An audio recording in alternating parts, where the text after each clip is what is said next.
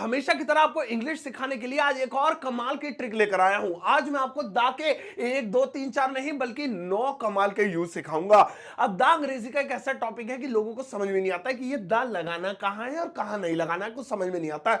But don't worry, आज मैं आपको बताता हूं ये दा किन किन सिचुएशंस पर लगेगा। इस चार्ट के जरिए एक एक चीज क्लियर हो जाएगी, चार्ट जाओगे अंग्रेजी को। अब बिना देरी के शुरुआत करते हैं दा, एक एक करके। नंबर 1 भाई, दा आपको लगाना है जहां पर भी वो आए, मेरा मतलब है लिखा हुआ है। एग्जाम्पल के तौर पे जैसे मैं वो कार चलाऊंगा, मैं वो कार चलाऊंगा। अब आप इस सेंटेंस के अंदर देखिए लिखा है वो। अब यहां पे आपको एक चीज का बहुत ध्यान रखना है कि जब भी आप किसी चीज को लेकर बोले वो, तो वो चीज आपके सामने नहीं होनी चाहिए। जैसे कार सामने खड़ी है और मैं कहूं मैं वो कार चलाऊंगा, वो जो खड़ी हुई है, ऐसे उंगली दिखा के, तब दा नहीं लगेगा। तब ऐसी कंडीशन में हम दैट का प्रयोग करेंगे। I will drive that car. दा तब लगाएंगे जब आप चीज के लिए वो बोले लेकिन वो चीज सामने ना हो, आपकी इमेजिनेशन में हो या उसकी बात चल रही हो। अरे यार लैम्बोर्गिनी बड़ी अच्छी कार है, हो हाँ यार मैं वो कार चलाऊंगा एक दिन। मतलब सामने नहीं खड़ी, इसकी औकात इतनी नहीं है अभी, ये सिर्फ इमेजिन कर रहा है कि मैं वो कार चलाऊंगा।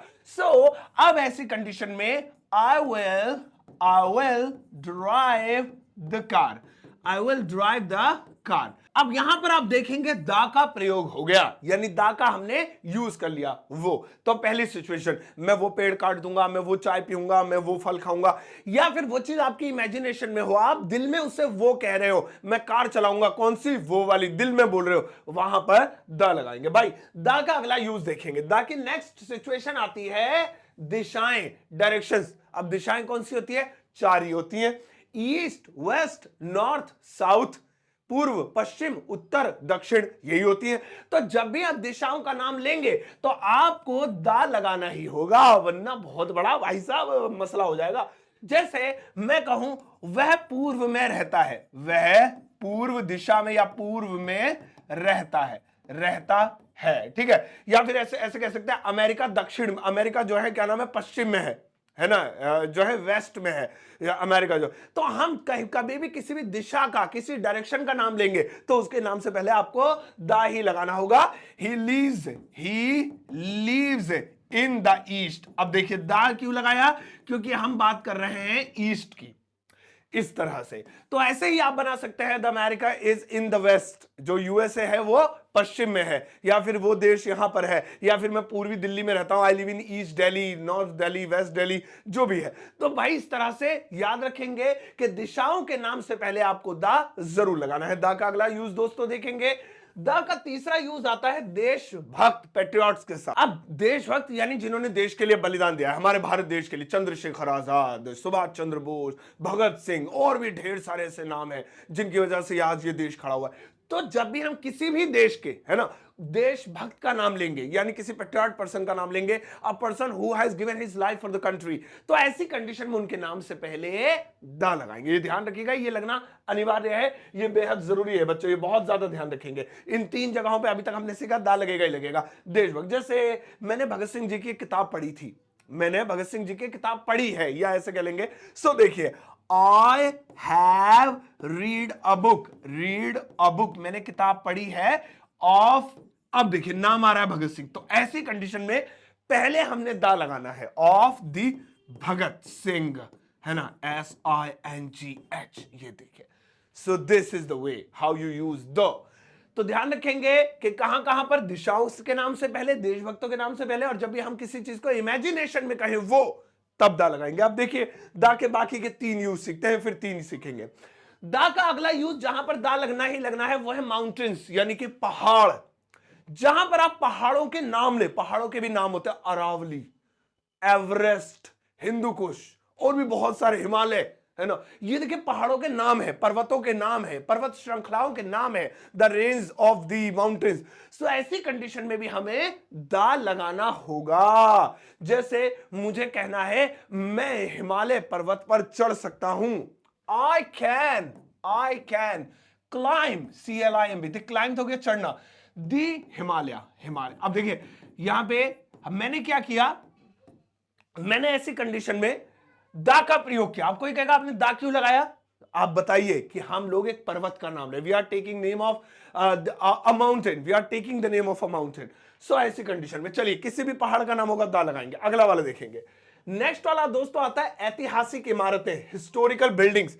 वो बिल्डिंग्स जो दुनिया भर में मशहूर हो, इतिहास में चढ़ी हुई हो, है ना, जैसे जो है रेड फोर्ट, लाल किला, कुतुब मीनार, या एफिल टावर, या अक्षरधाम टेम्पल, या फिर जो है और भी कोई ऐतिहासिक इमारत आपने देखी हो। चलो अब एक एग्जांपल लेते हैं, जैसे मैंने ताजमहल देखा, है ना, आगरा में ताजमहल देखा। सो आई सॉ, अब देखिए मैं खाली ताजमहल भी लिख सकता था, लेकिन भैया मैंने इससे पहले दा क्यों लगाया, क्योंकि whenever we are talking about a historical building, जब भी हम किसी ऐतिहासिक इमारत की बात करें, इट कैन बी एनीथिंग, चाहे वो बिल्डिंग हो, चाहे वो महल हो, चाहे वो कोई मॉन्यूमेंट हो, कुछ भी हो, हमें उससे पहले दा जरूर लगाना है। सो इन दैट कंडीशन ताजमहल नहीं, द ताजमहल, ये ध्यान रखेंगे।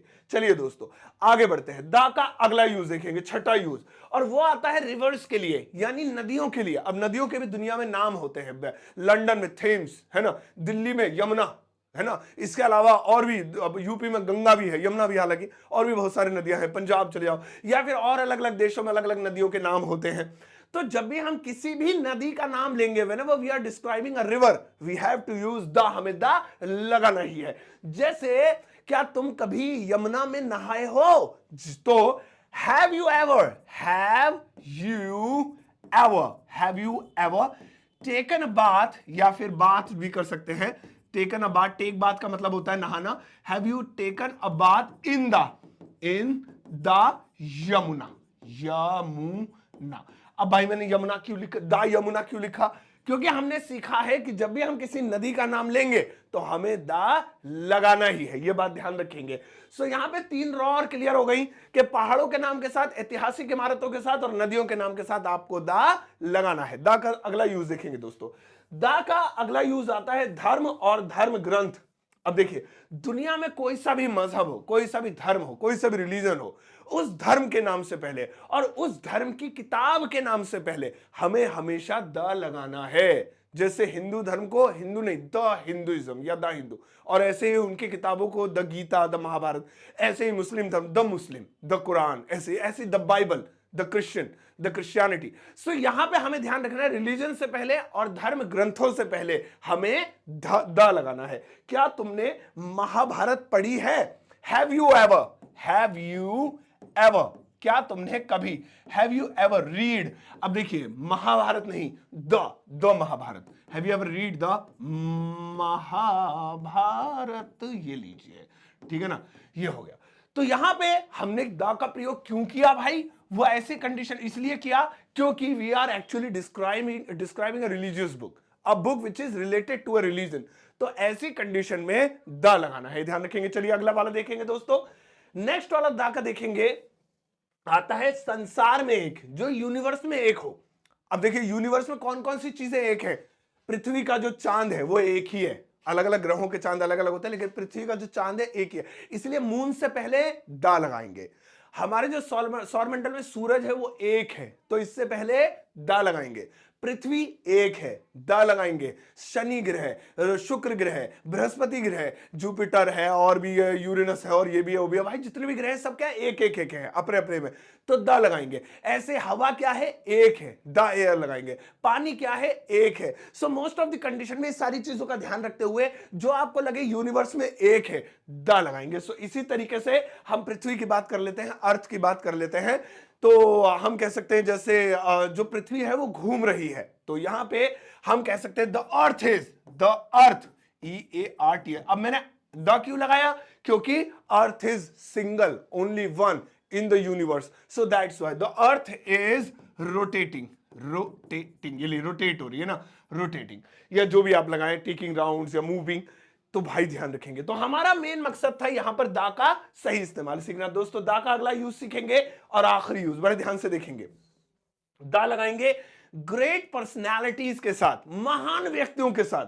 अब देखिए इससे पहले हमने सीखा था देशभक्तों के साथ, लेकिन देशभक्तों के अलावा कुछ महान लोग भी होते हैं, ठीक है, उन्हें आप देशभक्त भी कह सकते हैं, या फिर कह सकते हैं वो उनका नाम हो, देश का नाम उनकी वजह से रोशन हुआ है। जैसे Amitabh Bachchan, great personality, doctor APJ Abdul Kalam, great scientist of India, ठीक है। इसके अलावा आइजैक न्यूटन, न्यूटन है ना, जो है, और वो जो है ग्रेविटी का आविष्कार जो है किया था, मैं नाम भूल रहा हूँ भाई, क्या भाई साइंस का है क्या, कोई नहीं है, हाँ हाँ, जो वही वही वही। तो भाई इस तरह से जो ग्रेट पर्सनैलिटीज होती हैं, तो वहां पे हम द का प्रयोग करते हैं। अब चाहे वो प्रधानमंत्री हो, राष्ट्रपति हो, साइंटिस्ट हो, एक्टर हो, एक्ट्रेस हो, वहां पे आपको द लगाएंगे। तो जैसे जैसे मुझे कहना है ये गाना लता मंगेशकर द्वारा गाया गया है ना, तो यहां पे great, we are talking about a great personality. The song, अब सबसे पहले तो सॉन्ग से पहले द लगा देंगे, क्योंकि ये गाना या वो गाना, हम इस खास गाने की बात कर रहे हैं। हमारा सबसे पहला टॉपिक यही था, जब हम किसी खास चीज की बात करें, समथिंग स्पेशल, खास, स्पेशल, यानी वो आम चीज में से ना गिनती होती है उसकी, खास, सो वहां पे हम दा का प्रयोग करेंगे, जिसके लिए हम वो यूज करते हैं, वो खास चीज। तो इसीलिए ये गाना भी कोई आम गाना नहीं है, ये लता जी के द्वारा गाया गया है, तो that is why it is very special. So the song is sung by, the song is sung by the Lata Mangeshkar. देखिए द लता मंगेशकर, ठीक है ना, मंगेशकर। तो यहां पे दोस्तों आप ये ध्यान रखेंगे, मंगेशकर, यहां पे आपने ये ध्यान रखना है कि आपको द किस किस चीज के आगे लगाना है, द लगाना है ग्रेट पर्सनालिटीज के साथ। अब मैं आपको एक छोटा सा रिव्यू देता हूं, द टोटल 9 जगहों पर लगाना है। उल्टी तरफ से बताता हूं, सबसे पहले देखिए महान व्यक्तियों के साथ, जो बहुत महान हो, ग्रेट पर्सनालिटीज हो, उनके नाम के साथ द लगाएंगे। नेता हो, कोई महान कार्य क्या हो, कोई अभिनेता हो, कोई साइंटिस्ट हो, कोई एक्टर हो, कोई खिलाड़ी हो महान, जिसने सचिन तेंदुलकर, द सचिन तेंदुलकर। इसी तरीके से द लगाएंगे जो यूनिवर्स में एक हो, जैसे पृथ्वी एक है, चांद एक है, सूरज एक है, हमारे संसार में द लगाएंगे। धर्म या धर्म ग्रंथों के नाम के साथ हमेशा द लगाएंगे। नदियों के नाम के साथ हमेशा द लगाएंगे। ऐतिहासिक इमारतें, हिस्टोरिकल बिल्डिंग्स के साथ हमेशा द लगाएंगे। पहाड़ों के नाम के साथ, माउंटेन नेम्स के साथ हमेशा द लगाएंगे। देशभक्त पेट्रियट्स के साथ हमेशा द लगाएंगे। दिशाएं ईस्ट, वेस्ट, नॉर्थ, साउथ, इनके बारे में बताते हुए भी द लगाएंगे। और लास्ट में होगा किसी भी खास चीज, चाहे वो चाय की प्याली क्यों ना हो, मुझे चाय पसंद है तो आम चाय है, लेकिन मुझे मम्मी वाली चाय पसंद है क्योंकि वो ज्यादा खास है मेरे लिए, तो द लगाएंगे। आई लाइक द टी, तो द किसी भी चीज के साथ लग सकता है अगर वो बेहद खास बनाकर आप उसे बात कर रहे हैं। दोस्तों अब मैं आपके लिए एक छोटा सा होमवर्क यहां पेश करने जा रहा हूं, बड़े ध्यान से देखिएगा। ओह ताली बजाती आ गया एडिटिंग। हाँ, यहां पर कुछ चीजें हैं, इनमें किसमें दा लगेगा किसमें नहीं लगेगा आप मुझे जरूर बताइएगा। इसके इंग्लिश वीडियो के कमेंट सेक्शन में जाकर पोस्ट कर दीजिएगा, मैं आपका इंतजार करूंगा आपके आंसर का, और प्लीज जल्दी से जल्दी कीजिएगा, इसका आंसर जरूर दीजिएगा, क्योंकि आंसर देने से आपकी प्रैक्टिस ज्यादा से ज्यादा होगी और उतनी ही इंग्लिश आप जल्दी सीख पाएंगे। तो आंसर इंग्लिश में कीजिएगा, मैं लाइक करूंगा आपके कॉमेंट को और इंतजार करूंगा, हर्ट जरूर दूंगा। और दोस्तों इसके अलावा आप मेरी किताब घर बैठा ऑर्डर कर सकते हैं अमेजॉन या फ्लिपकार्ट से। जस्ट अमेजॉन या फ्लिपकार्ट पर जाइए और मेरा नाम डाल दीजिए, वहां पर किताब मिल जाएगी। कवर ऐसा है, अगर आप नहीं जाना चाहते हैं तो लिंक वीडियो के डिस्क्रिप्शन बॉक्स में भी क्लिक करते ही आप बिना नाम डाले भी वहां पहुंच सकते हैं और इसे ऑर्डर कर सकते हैं। और दोस्तों डाउनलोड कर लीजिए मेरा एप्लीकेशन ग्रामर वाला, जहां पर मेरे कुछ खास कोर्सेज मिल जाएंगे आपको, आप चाहें तो उन्हें भी चेकआउट कर सकते हैं। अब जाओ इस वीडियो को सबके साथ शेयर करना, जाते जाते एक प्यारा सा लाइक देकर जाना।